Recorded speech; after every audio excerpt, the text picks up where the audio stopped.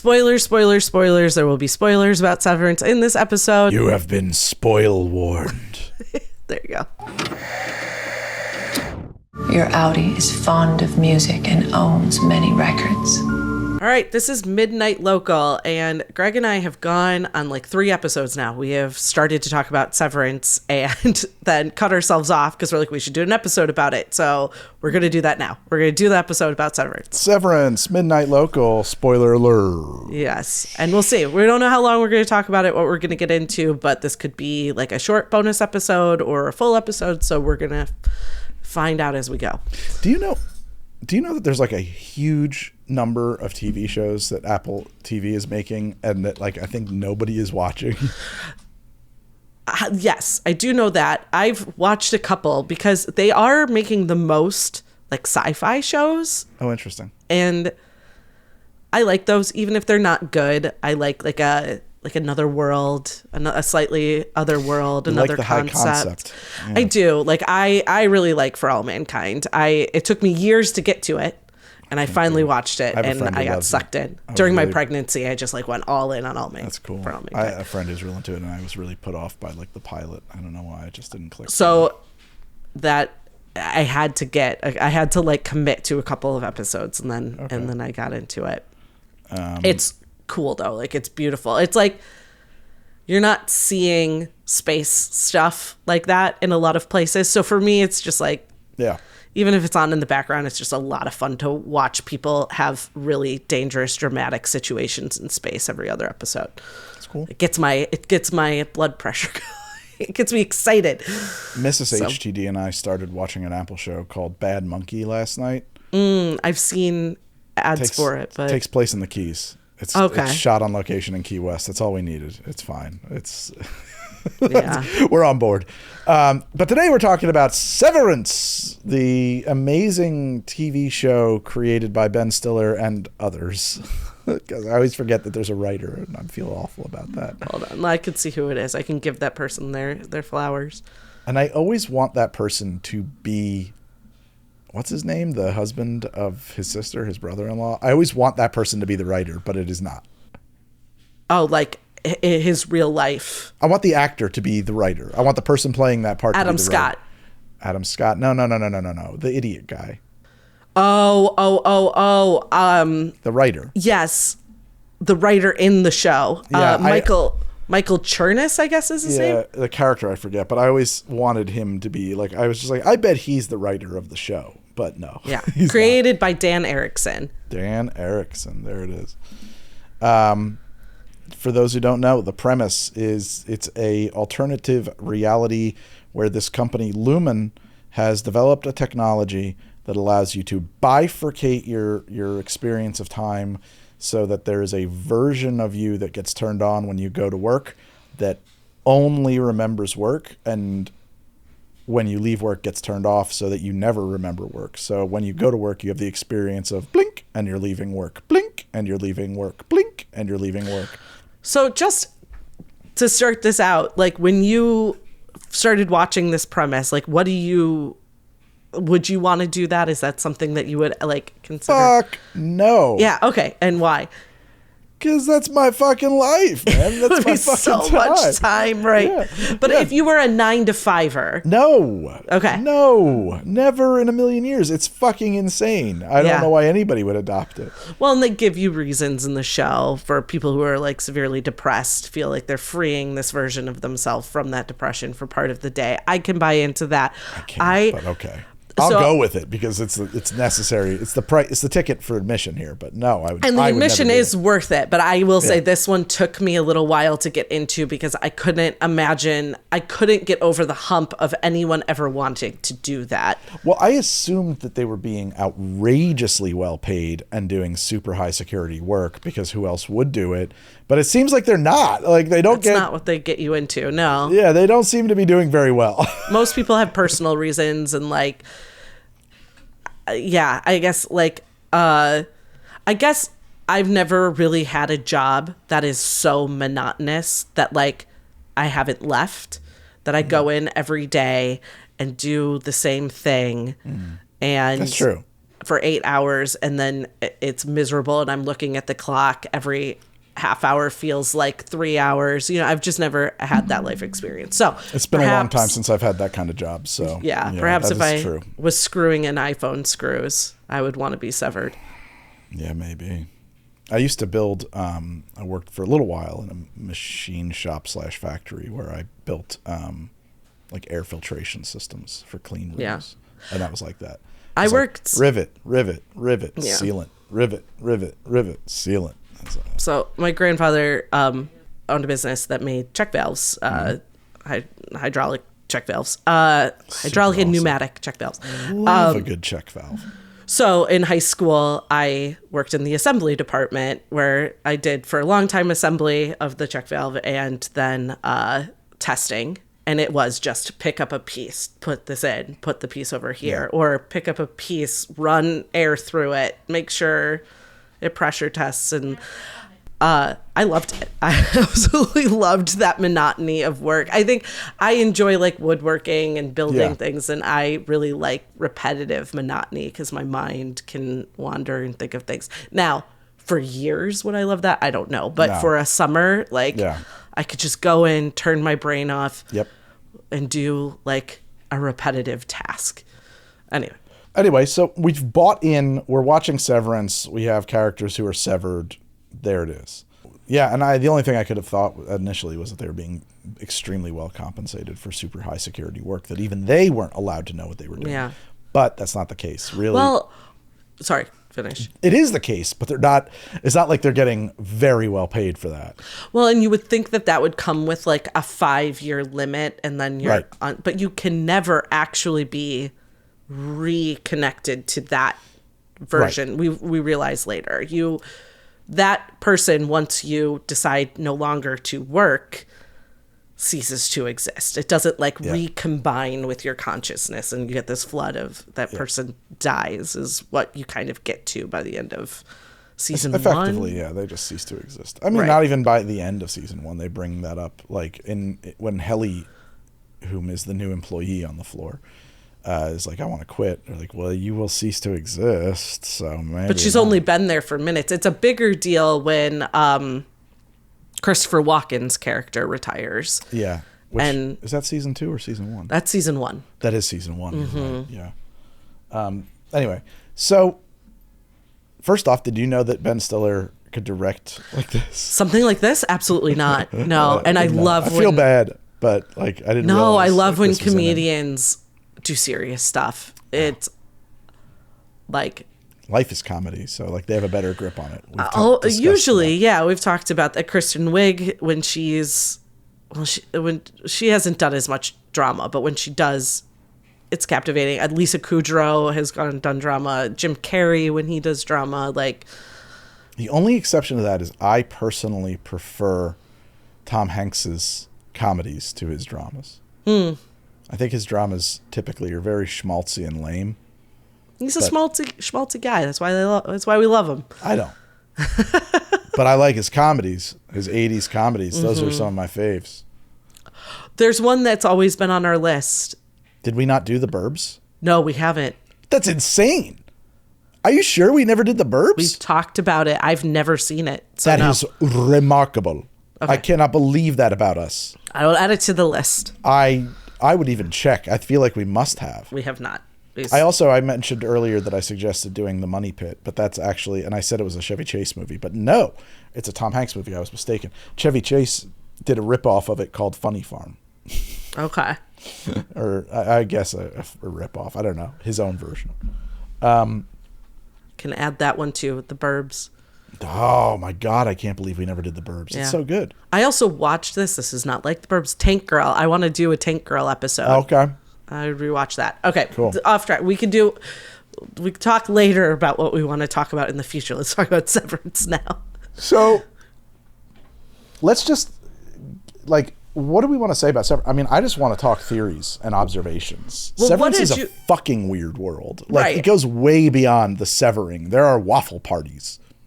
It's performance art comedy. Like they create this sort of childlike understanding of the world for these people who have only ever seen what is inside this underground office. Yeah. The people who, right. Right, but they're these not like incentives, children, but like, their incentives are because they have no wants. They can't Right. have them wanting, which becomes the conflict, right? They do have bigger wants, which then they end up having relationships inside the office and becoming fully realized people. Well, I always thought was interesting too is like,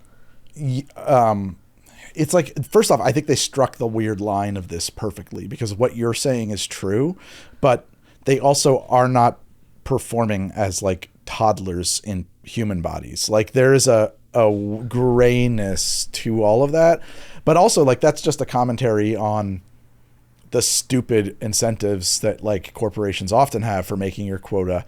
But if you were severed, they would really matter. Most people roll their fucking eyes like, oh good, we're going to get a pizza party. But to the severed people, it's like, yeah, that's what I mean. Like the company can't offer them more, like they're giving them food pellets to keep working, right? They want them excited about things like finger traps and desk ornaments and waffle parties, because if they get excited about things like sex, the whole thing falls apart. Well, and that's what the waffle party is, though. Right. That's the real fucking twist in the end of season 1 is you think that the waffle party is just more waffles, but you find out that it is fucking insane. Where the 4 fucking tempers come out in their pantomime costumes, and presumably he was going to get laid there. I think that's where that was going, but he ran away instead. Oh, you think that was a... Oh, I think so. Oh, I thought it was just like a show to like enjoy. I think Waffle Party was on its way to Waffle Orgy. I think that's part of it. Yeah. Well, that felt also, you were talking recently about sort of gods of industry, and the show has a lot of lore and building of gods into the lore of Lumen. Yeah, absolutely. Good connect. I didn't make that. But like, yeah, so if you walk around Rockefeller Center, and a lot of these like Works Public Depression era buildings had this idea of like a secular humanist America, like building a new American mythology. A lot of like architects and designers, I'm trying to think of some of them, not actually, well, kind of. Frank Lloyd Wright did his whole like Neo-Aztec thing, is like kind of built on that. And then I forget now, I watched a documentary about this really weird artist called Opposition. And he had like a whole idea about that as well. So like, it wasn't just like, anyway, it was an idea that was around, but like, if you look around at Rockefeller Center, there's all these insane, like, inlays. I don't know, like murals, but like they're made of like terrazzo or something. I'll try and put up some images, because you brought this up. I haven't been able to look it up, but now you like sparked my interest. I want to go over there and take a look. Yeah, at these like, murals. and I think it was Rockefeller. It might have been somewhere else specifically, but it's that same style where it's like, oh, I wonder why is this all like Roman or Greek mythology? But then when you look into it, you're like, it's not. It's secular American mythology. That's not Thor. That's the god of of bridge building. Like, you know, like that's the god of like the balance sheet. And like, it's really what a weird, you know, idea. You know, yeah. We were having ideas back then in the 30s. But well, yeah, like, so Kier is a god. Yes. Yeah. And Lumen is doing this. And that's what I saw when the people came out in the masks. Like, I was hoping that season 2 was going to be, if they were going to world build, I wanted to build more, and they did a little bit, but like, I really wanted to go deep on the like mythology of Lumen. Well, what I think is the question that, and this is like one of those things too, where I think a big problem with season 2 is a problem that the show would always have, where it's like, once we start answering questions, it becomes less interesting. Mm-hmm. And I think like you think you want that answer, but in reality you don't, because getting it kind of, it ruins like the mystery of it a little bit. Obviously we know that Severed employees fully believe in the mythology of Lumen, the Kier mythology. Do regular people? Like, we do know that they live in the state of Kier outside of Lumen. So where is Kier? We don't know. But so they live in Kier, PE.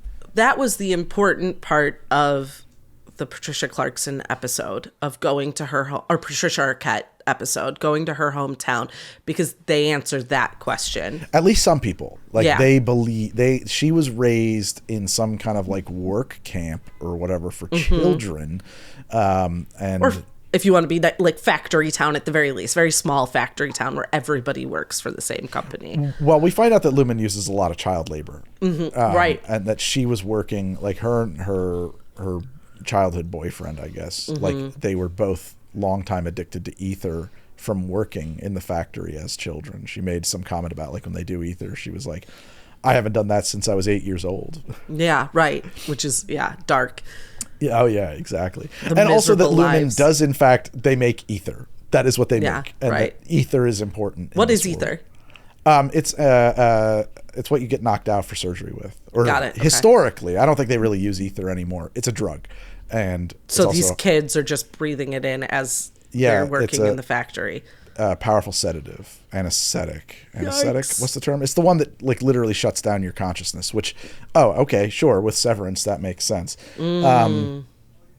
But also like they clearly do a lot more since ether. Like it sounds like they are all over the medical industry. They say at one point that Lumen is in a war against pain, which I think is interesting. Well, and you also get in this episode, like, you think that, what is Patricia Arquette's character's name? This is driving me Miss crazy. Cobell. Yes, you think Miss Cobell is like an ultimate zealot, and then you meet Miss Cobell's sister, who is like a true zealot. Yeah. Like, Miss Cobell is actually much more measured and has her... Although she is still a zealot, because I mean, like she has like those big moments where, I mean, even all throughout season 1 and 2, she keeps singing those hymns. Yes, and, she, like, and she's got the prays shrine. to Shrine of Kier and stuff. And this is a little bit my problem with this episode, is that they introduce the sister and suddenly Miss Cobell feels a lot less evangelical, or I don't what you want to call it, about the religion of Lumen, and it took something away. Like, she was scarier when she was more insane. Like, I want her to be her sister. I don't need her sister's character. I want her to be the one. Like, I'd rather go to the town, have her boyfriend be like, you're one of these crazy people who took this all the way to corporate, and like, yeah, we believe it, yeah, praise Lumen, whatever, and Kier, but like, Praise Kier. if I don't say the right thing, are you gonna Right. tattle on me? But I mean, also like a character, you know, I just, for some reason I think of Catholics. Like, I think there's like, you know, there's this idea that like, I'm a little fallen, but like in times of crisis, yes, I'm still back in the church. Of course. Absolutely. All of a sudden, you know, there's no atheists in foxholes, which is not true, but it's a saying. Like, you know, when shit's hitting the fan, I think I'll try praying to Kier. Right, sure.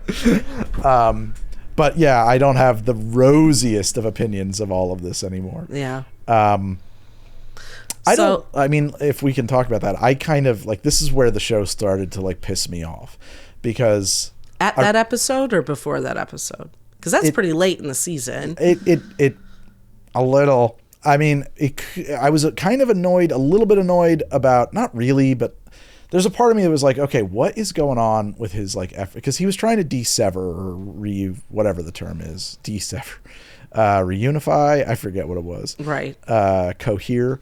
But like, I was very interested in that, but like, it doesn't seem to be going anywhere, and it didn't really work. And maybe it worked. And like, I'm kind of cool with that. Like, hey, let's just like have a thing not work out sometimes. It doesn't work. Like, that's how real life is.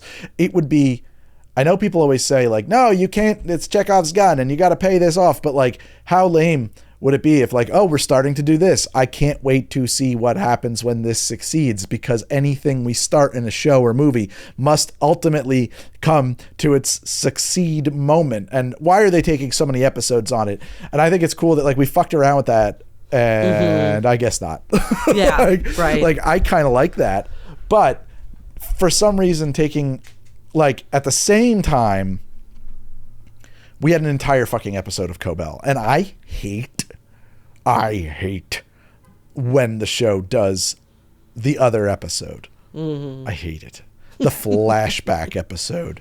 The like, oh, we're held on. We can't do the thing yet. We got to just take one more episode. Then we can advance the story. Like, it pisses me off. The only show where it didn't really piss me off, I think, at all was Righteous Gemstones, which is maybe my favorite TV show in a very long time. Yeah. I can't say it pisses me off always. I understand. Yeah, I get where you're coming from. I feel like it used to make more sense when you had to make a 24 episode season and you're like, I have a story that's 12 episodes. Now, for like an Apple show that can do as many episodes as they want to a degree, I'm sure it's more complicated than just however many episodes you want. You don't need those filler episodes. They don't have to happen. It was a short episode too, the one you're talking about. It was like 40 minutes. Like they didn't. Yeah. It Well, I'll could tell have you been why it's built there. into another episode. I'll tell you why it's there. Why is it there? Patricia Arquette's agent. Oh, this was a success. We're doing another one. I don't know if I can come back because I'm not really, what do you need me to come back for? I don't really, I feel like my story was done, I don't know. Like, maybe. What if I had can I be a bigger part of this world? I really think that it was not planned. Nobody will ever admit to that in a million years, but I truly think that so much of the way a story unfolds in these, prestige TV things is negotiated. Like, I think this character should be a bigger character that I'm playing because I'm playing them. I think I should have more screen time. I think you should write me into this thing more so. Or we didn't expect this character to be as well liked as they are. Now we need to inject them into the story so that people don't stop watching because they're no longer on the show. So, I mean, it's a spoiler, but we already said spoilers. But like in season 2, we find out that it appears, and I'll have theories about this, that Cobell invented Severance. And I hate that. It makes the world so small feeling. I like it better when she's just not like a middle manager, like, I also can't buy it. I'm just like not buying it. Oh, why? Can't women invent things?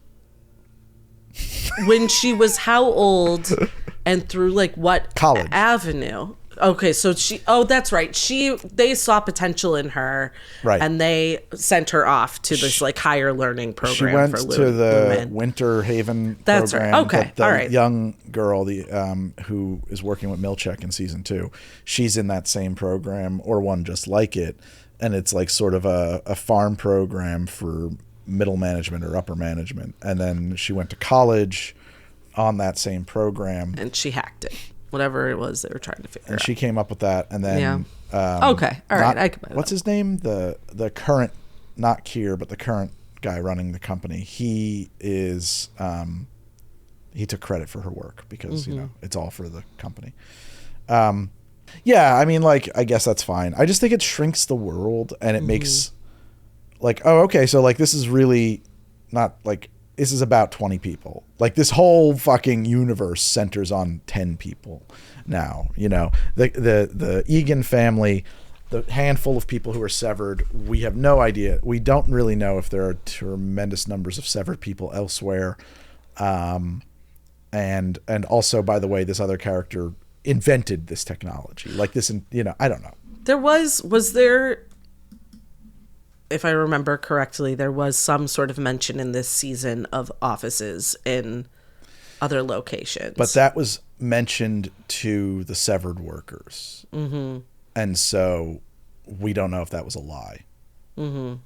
That was in, like, when they were telling them that, like, severed workers all over the world, because, like, you guys are the freedom fighters. And, like, they showed them, like, all that stuff about how famous they were on the outside for breaking out.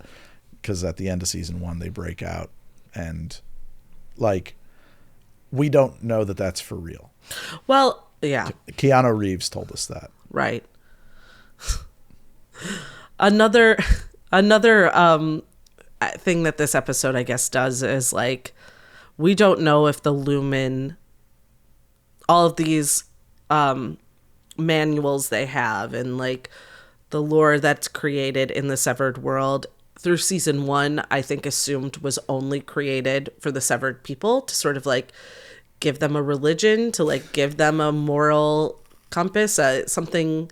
I was on a history. Sure. Even in season 1, I was on the fence about that though, because like we do know that they live in the state of Kier. They are not, we don't know where Kier is, but they live in either a state in the US or a country called Kier. Kier. Yes. Right. You learn that sort of towards the end, though, when he pulls out the maps. You can learn it earlier than that because their license plates say Kier PE, and they have a like silhouette of the head. I was like, frame stop. I was like, wait, what is that? I was like that on it. Right, but then I mean, they very much bring it into this is a real world religion. It seems to be. Call it that. Yeah, when they do this episode. You've got non-severed believers. Regular employees who are drinking that Kool-Aid. Which to me would heighten the sisters' reservations about the whole thing. Why? Because your brother isn't just like trying this experimental thing that a company is doing. Gotcha. He's like joining a cult. The different sister. Mm-hmm. I thought you meant Cobell's sister. Oh, no. Yeah. Sorry. Yeah. Mark's sister. Ricken is my favorite character, obviously. Everybody loves Ricken. And I have theories about Ricken. And there's a goofy theory going around that Ricken is a goat because of like the cowbell app on his phone that he couldn't stop working. Huh. And then there was like some kind of a thing. Like, do you know that they published his book? Like, you can get it on Apple iBooks or whatever. Incredible. Yeah. And there's like all these stories in it about how like he considered suing Mark at one point for losing an audio tape of his, but he decided not to. And how everybody always makes fun of him, but not Mark's wife. I didn't know that. You're taking people on like a multimedia scavenger hunt. I love that. There's like a whole thing in there, I guess, about like his affinity for goats or something, I think. But like some people think he's literally a goat. Like they took the mind of a goat and put it into a man and made it into a man-goat mind. And he does kind of look like a goat. I personally think that him and all of his friends, like, so we do live in a world where severing is a possibility, right? Mm-hmm. I think him and all of his friends, if we're severing, isn't it stand to reason that people are getting other elective neurological surgeries? Sure. I truly believe that there's a strong likelihood that Ricken and his friends are actually, they've had another mental, like a surgery to make themselves a little bit stupider so that the world seems more magical. Because like his sister is a normal human who is connected to normal reality. Yeah, Ricken's wife, Mark's sister. Yeah. I don't know how she could stay married to this man. I don't either. My wife was like, maybe the money, and I was like, oh, I guess like, is he rich or something? Like, they also seem to like have good communication. Like they talk through, like in the first season, it seems like they had these moments where they'd start to argue and they'd like communicate about it later and come to, which I think is a lovely thing in a relationship. So I sort of understood that. I'd rather have that than someone I couldn't talk to. Sure. Even if that person was a little annoying. They just like, I suppose they might just be a parody of like navel gazing intellectuals, but like they go so, but she's not. So they just go so far, so beyond that like the we're gonna have dinner without food, like that whole thing. Yeah. And then what was her name? Beck. She's like another one of his friends. She also features in the whole goat theory because like there's like that second event, the book reading, where she shows up and she's going to share a book with Mark, and like everybody's like, she smells really weird, and like she's got like straw in her hair and stuff, like she looks like she's just been like rolling around in like in like a ditch. And she's real weird. Oh, not Beck, Rebek. And then she decides that the experience has changed her and that she's probably going to change her name again. But yeah, so I think that there is some other layer there that's going on. I'm very interested in that.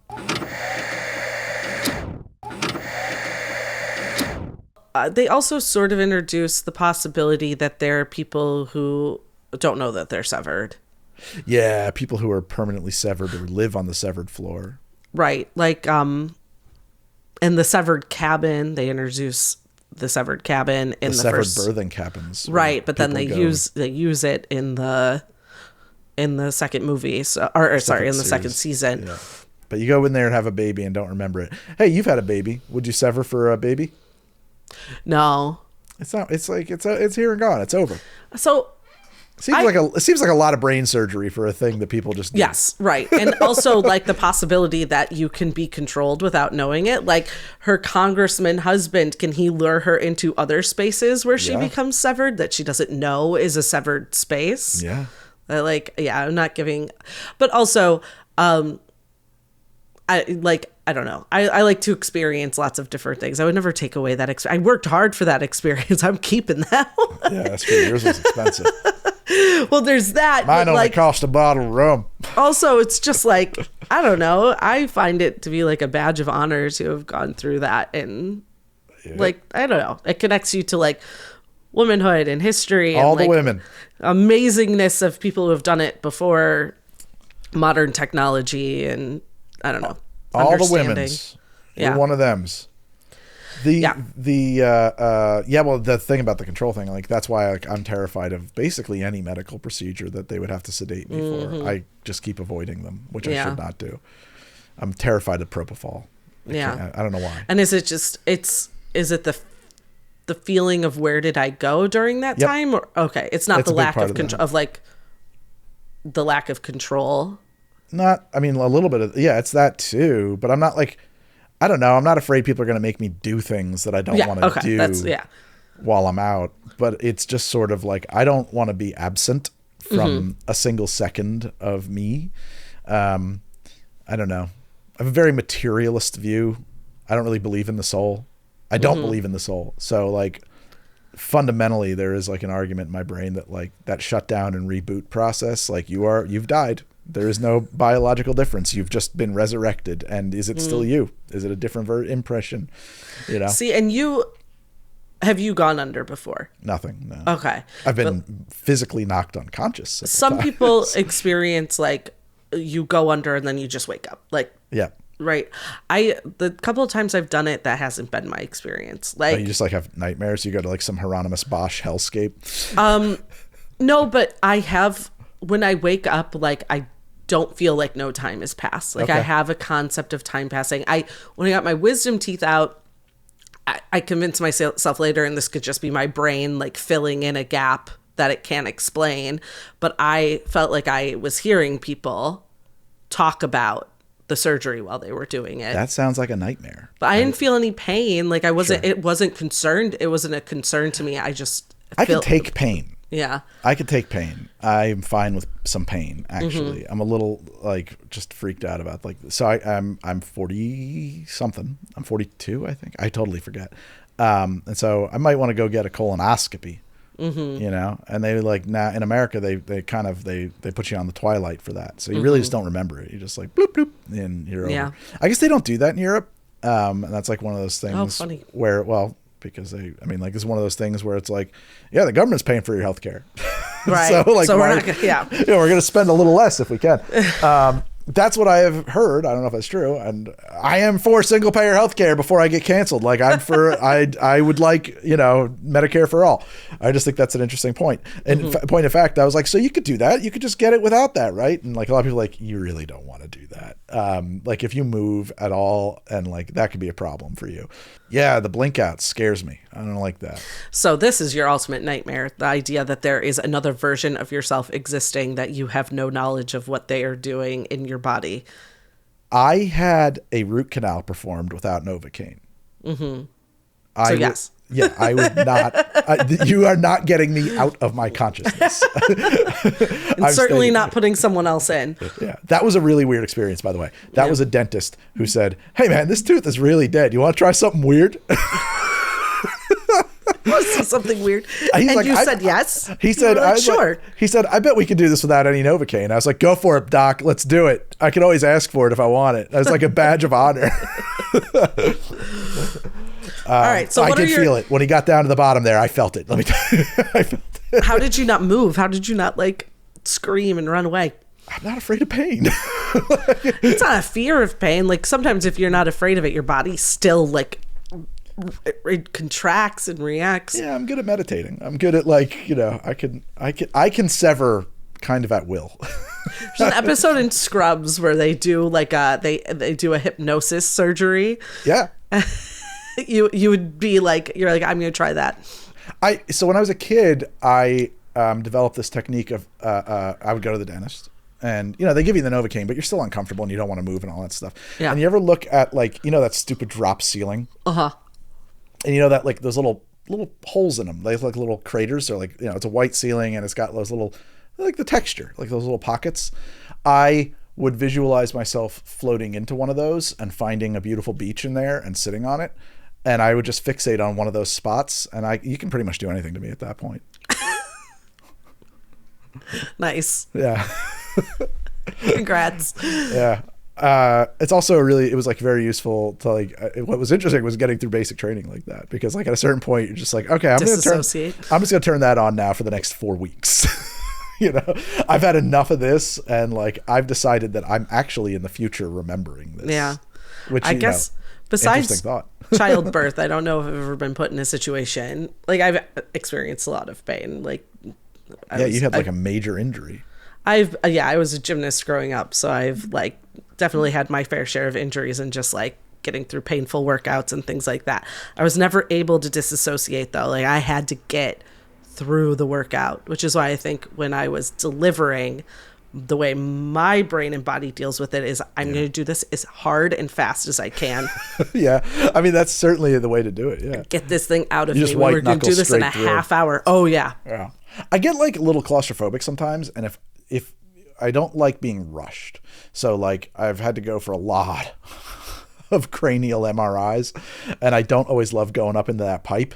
And one time they had to do something with a lot of like, what do you call it? Some kind of contrast dye. And like they tell you like, okay, get up on the table. We're gonna put your PICC line in. This machine over here is full of the contrast dye. And it's like these 2 clear cylinders, like these pistons. And like, whoa, why not an IV? He's like, oh, because we got to put it all in fast. And I'm just like, how much is that? He's like, oh, it's 120 milliliters. And I'm like, that's a lot. He goes, no, that's not that much. I was like, I bartend all day long. 120 milliliters is a lot. Yeah. And you're like, yeah, and it goes in hot. We have to heat it up before it goes in, and it's gonna pool right up in your balls before it gets to the rest of your body. So you're gonna feel like you wet your pants. I was just like, so now they do that for mammograms now. Okay. For the imaging, yeah. And I was like, I don't like all of this. And they're like, and by the way, we're gonna do it right now because we're on the clock. And I was like, I need a minute to like, dissociate. And they're like, you can't have that. We're just fucking doing it. And I was like, wait a minute.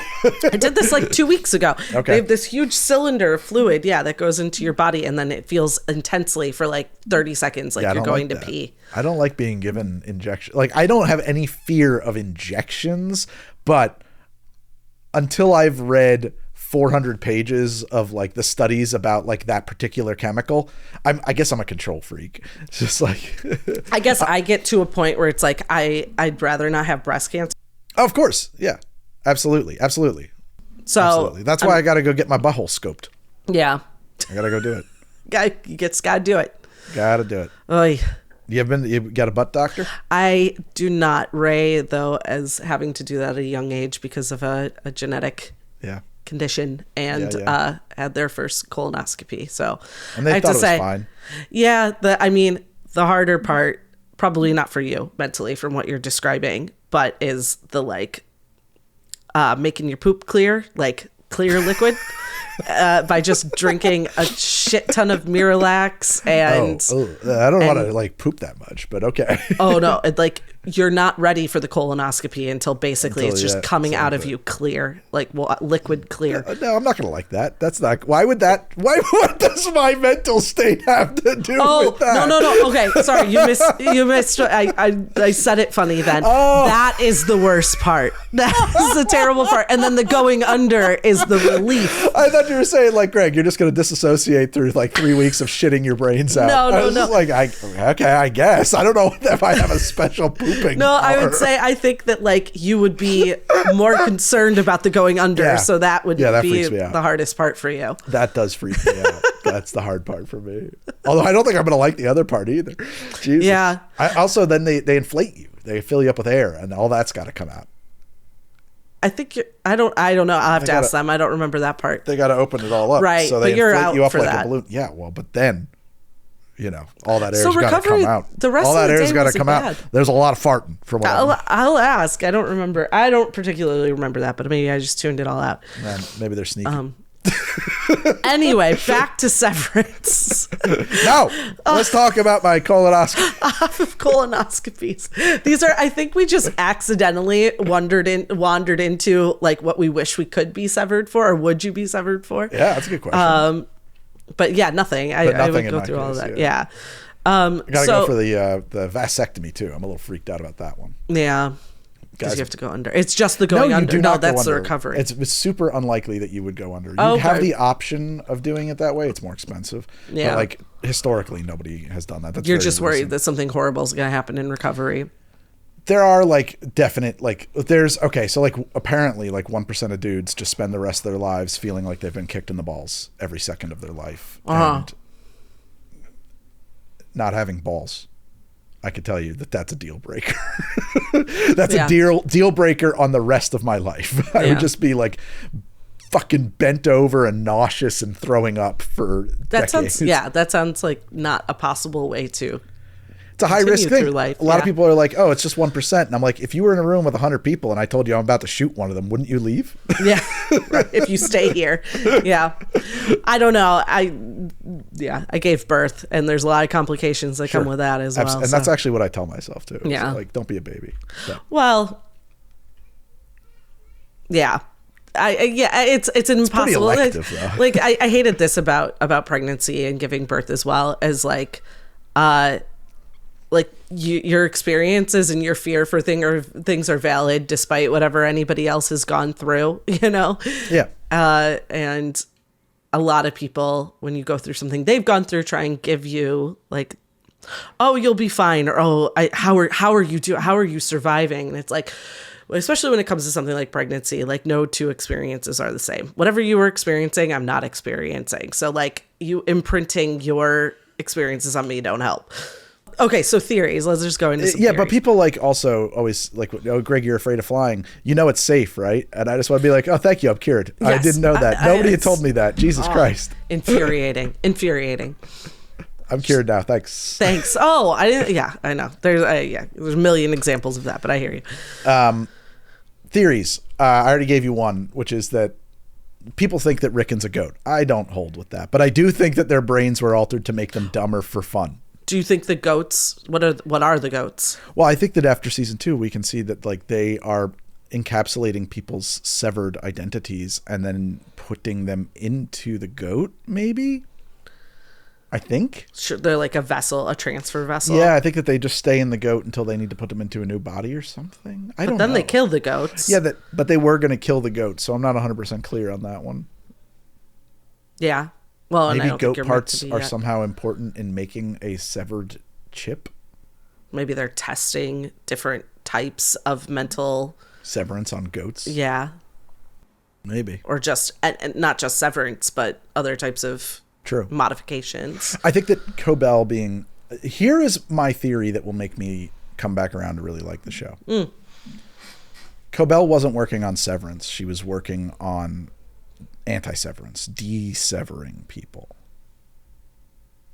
And the reason that she's so invested in it and everybody keeps telling her it's not possible and she keeps saying, and she keeps wanting to investigate it, she's like, no, I'm telling you this is possible. People can be de-severed. Because like in season 1, that's like a whole thing. Like they want to go like, oh, Ragabi is out there de-severing people, and everybody's like, but that's not possible. And she's like, we gotta find Ragabi because like that's what's happening. And she was like, Petey's been de-severed, and they were like, no way, Petey's been de-severed. You can't be. And she like, I know it's not de-severed. I forget what the term they use. Yeah. Reintegrated. Reintegrated. Yeah. And she's like, no, I think Petey's actually been reintegrated. I think, it's like a really weird world where the cars are like shitty and like unbadged, and they live in a state called Kier, and apparently like ether is the height of medical technology, and it's made in factories, like, I don't know, like huge ether mills, they call them. I think everybody is severed. I think that they live on the severed floor of the earth. And we have no idea what the world outside of this Kier is like. Yeah, and neither do they, and they're trying to get out. And so she was working on reintegration.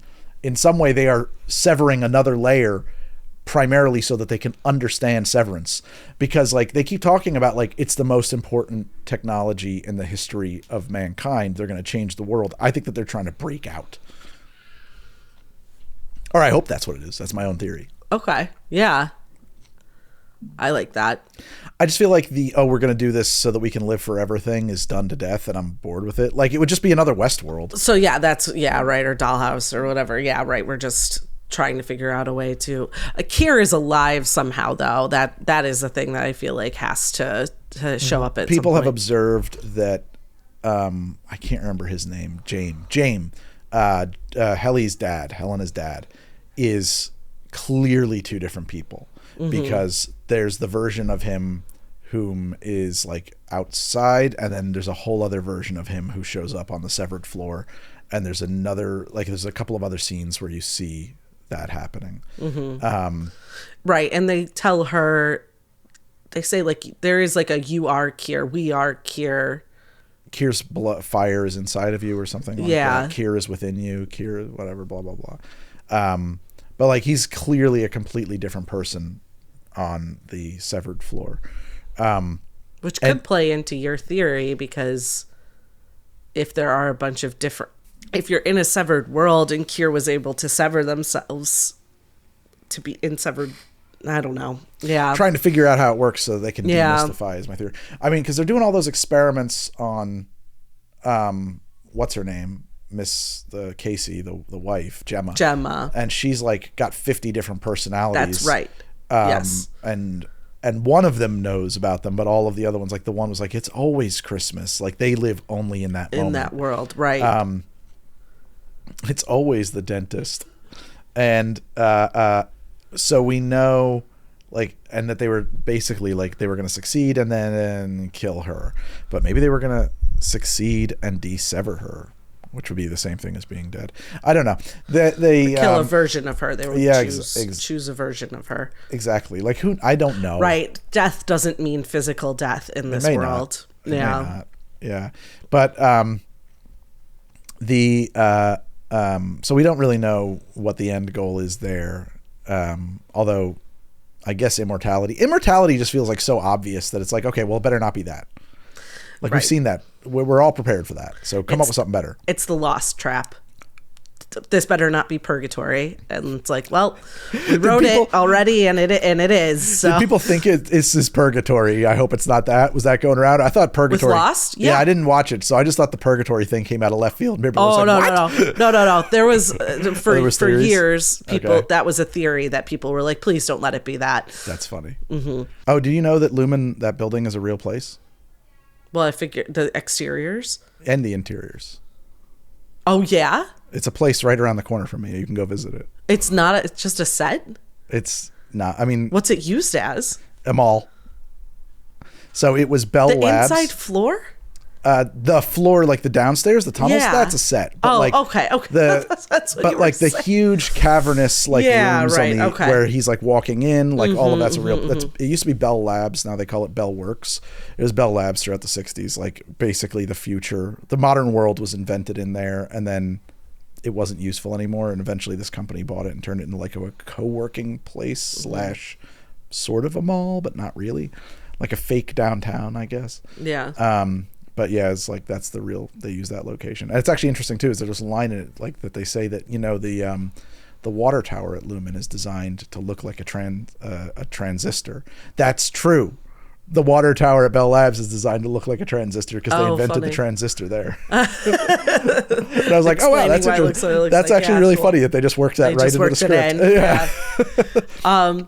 I guess like I have more emotional theories instead of like what's going to happen now that Gemma is out, and now she's the person who's going to try to have to convince if she can even get access, or she's got to try and get access to Mark again.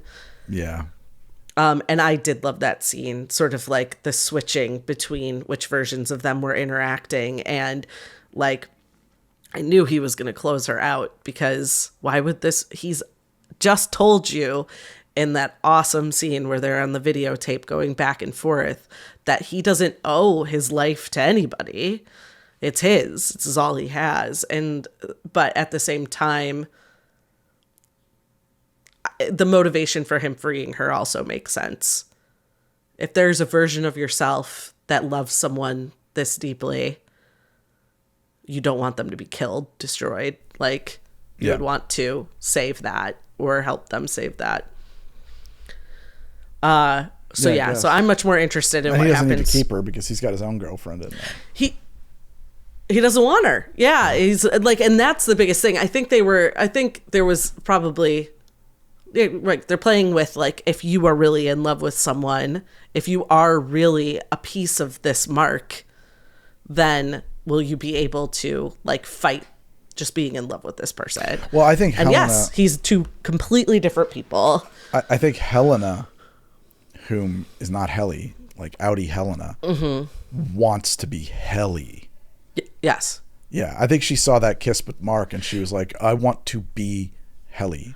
I don't know think that so I'm in love too. with Mark, but I want the freedom to be in love with Mark. I want that life. Yes. I think being an Egan is Sucks. awful, right? And she sees herself like you were talking about with the writers, like being dumber and happier. Yeah. Like, I think she likes this person who knows less and can just be emotional, be in love. And I don't think Helena can do that because of everything. She has to eat those raw eggs. I wish She you'd knows. take them raw. It's a line. She eats hers hard boiled, but apparently that's not how Kier ate them. So James wants her to eat them raw. Them raw. And so I saw on Reddit that people pointed out that like a bloodline thing. Something's weird about James because like James just watches her eat, and like somebody was like, that thing he's drinking is clearly not coffee. And so like people are like, I think he can't eat. Like there's something about him like unable to now ingest food. He's the big guy? Is that who you're talking about? No, that's Drummond. James is her and he's dad. dead now. James is dead. Okay. Drummond's dead now. Yeah. Yeah. That was awesome. That was so cool how they killed him. Yeah, just accidentally shot in the throat. I mean, I thought he was like an android. I thought he was like not human for a while there. Oh, okay. So I was like surprised that you could just shoot him. Well, captive bolt gun him. Yeah, in the throat. bolt gun him. But I loved how that just happened. Yeah. Well, it's another great thing where it's like that's the premise taken to its logical conclusion. Of course, of course that's gonna happen. Yeah. And just imagine being like, woo, woo, woo.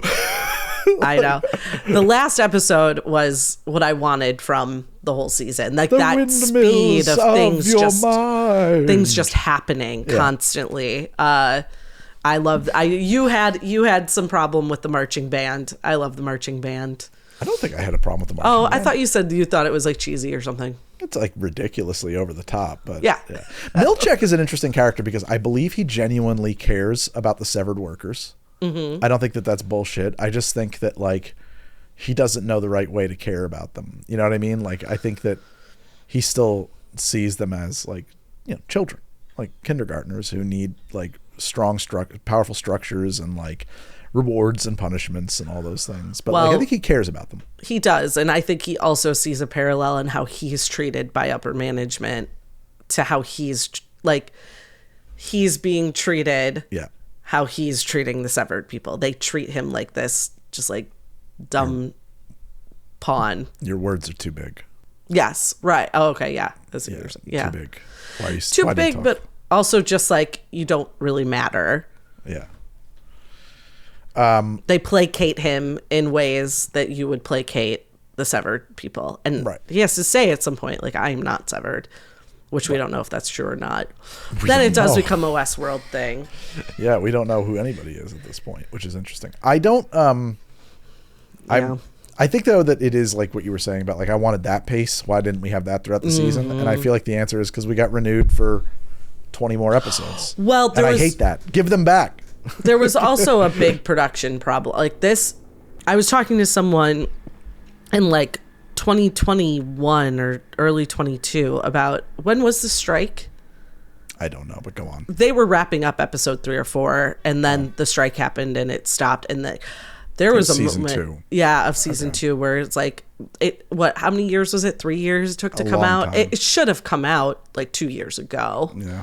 And then you'd be on to season 3. So I do think there is like an amount of time people had to wait, like your satisfaction level for how long. If it had come out a year later and you knew the next season was coming. Yes. But it took 3 years and now it's like, how long is it going to be before we have more? And then it leaves you with this feeling like I just didn't get much for how long I waited. Your expectations were too high at that point. Yeah. But also the first season was brilliant, like so good. Only problem I have too is that Helena, when she's being strangled in season 2 by Irving, she asks Milchek to switch on the severance so that Helly can come back, rather than asking him kill this man or de-sever him. Like, I think that in that moment, it's a weird choice. Like, oh, this person is trying to murder me. You better remove my control from this situation and blink me out and send me under. And hopefully I won't get murdered. Hopefully. When like he could have just as easily switched Irving to his Audi. Yeah. It was just one of the moments where I was like, well, that's probably not what she would have chosen to do in that scene, but okay. Yeah.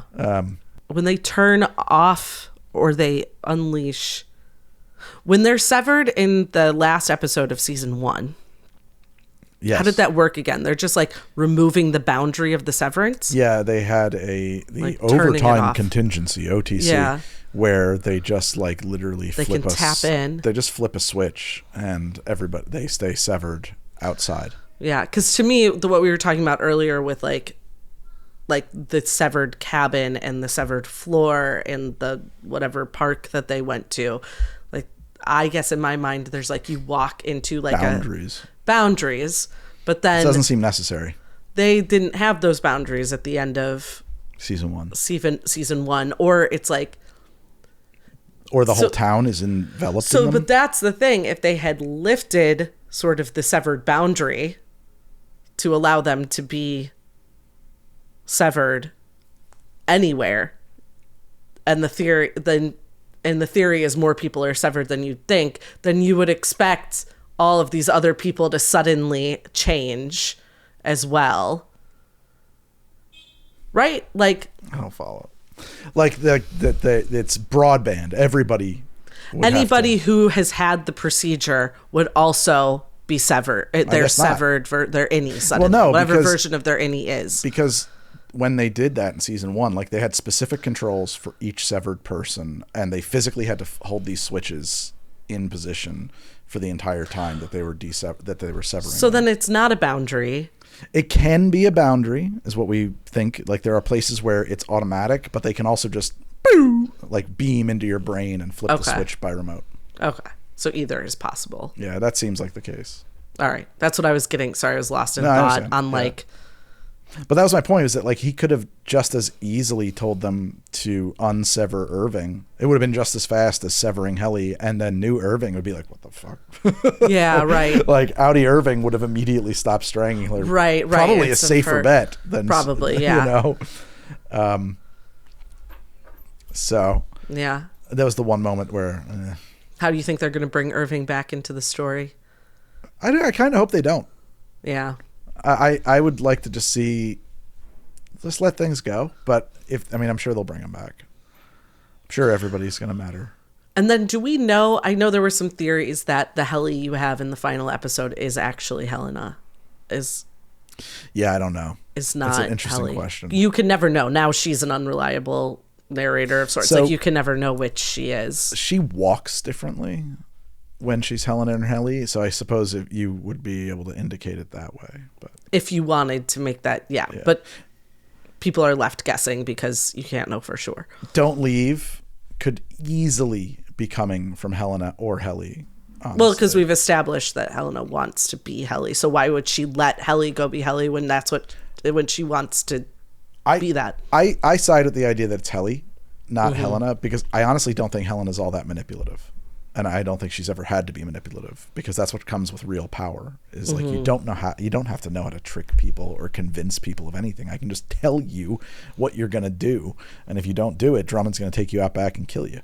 Well, and it seems like until she was personally involved in this, she didn't really take the time to understand any of it. Yeah. She didn't really know what was going on in this company.